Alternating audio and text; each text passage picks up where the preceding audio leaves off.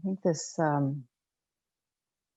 invitation to spend more time in the heart is one that we have to hear, that I personally have to hear over and over again. There's just such an enticement to being in the mind, to having opinions about things. Um, Sometimes we feel like if we don't have an opinion about something that's going on in the world or something that someone has done, that somehow we're not involved, somehow we're not being responsible if we don't have opinions and thoughts and um, all of that. And while it's fine to throw around ideas and whatnot, I guess the question is how does that actually help anything? How does that actually help anything? And how does it make us feel when we're sort of relating to life on that level of the mind only, right? And it's just so common that we get into that habit of just really thinking our way through our lives. And we forget, that there's so much more of our being that wants to be involved. And so this invitation to come back to the heart is one that, I mean, personally, I need on a moment to moment basis. Um,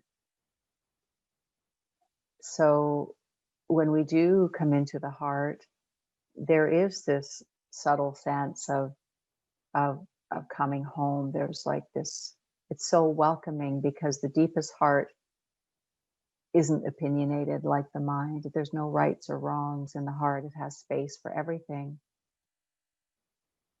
And at the same time, the territory of the heart, because it hasn't been tended to as much as it is worthy of, it tends to get a little bit mucky in there.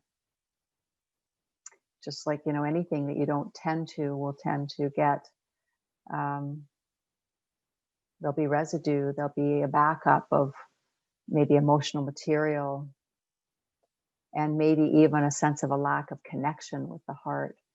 And possibly, we came in very much embodying our whole being, our mind, our hearts, our bodies, our whole being. We were filling up the whole space of our being.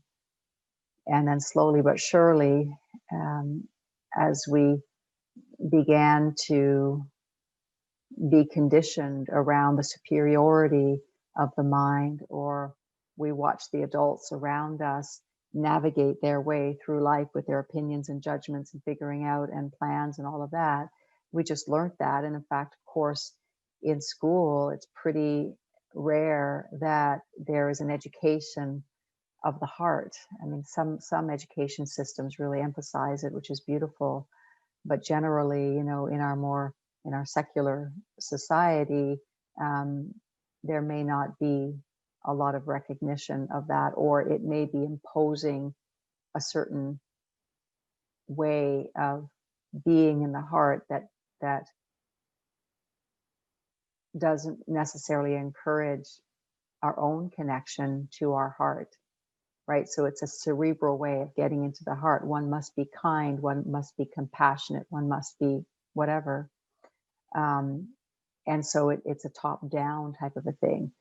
So what I'm inviting here is to move into the heart territory with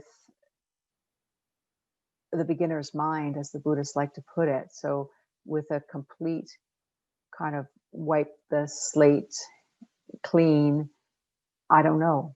I don't know, what this heart wants or needs or feels like. There's no conceptualization, because that's of course just more mind.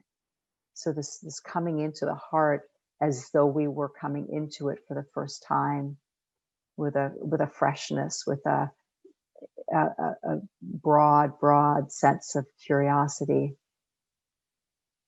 so that we can just be open to the sovereignty of the heart, what it is that it wants to show us.